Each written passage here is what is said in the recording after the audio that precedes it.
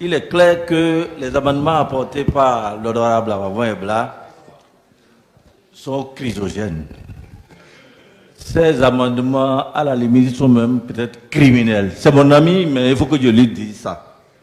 Alors, la question qu'on se pose lorsqu'on met le parrainage à 15%, on se pose la question de savoir si nous sommes encore dans une démocratie pluraliste.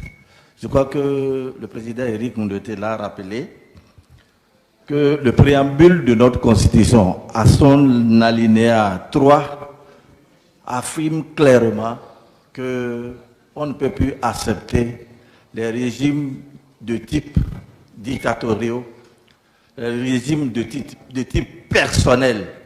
À partir de cet instant, alors, on devait savoir raison garder pour éviter de faire ce genre de propositions. Mieux, les accords de gouvernement, les accords de gouvernance tels que proposés sont des alliances déguisées. Tout ce que nous observons là, c'est de la gymnastique intellectuelle. Et ceux qui le proposent ne sont pas intellectuellement bien placés pour faire cette gymnastique-là. Il vaut mieux que nous faisons ce qui est bon, plutôt que d'aller nous encore ridiculiser une fois devant la Cour constitutionnelle.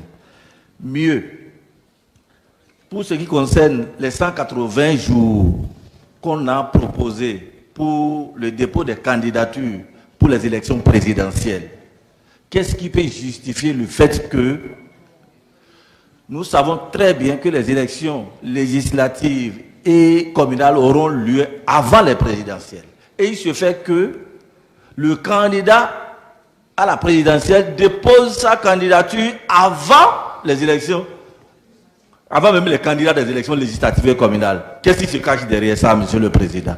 Merci beaucoup.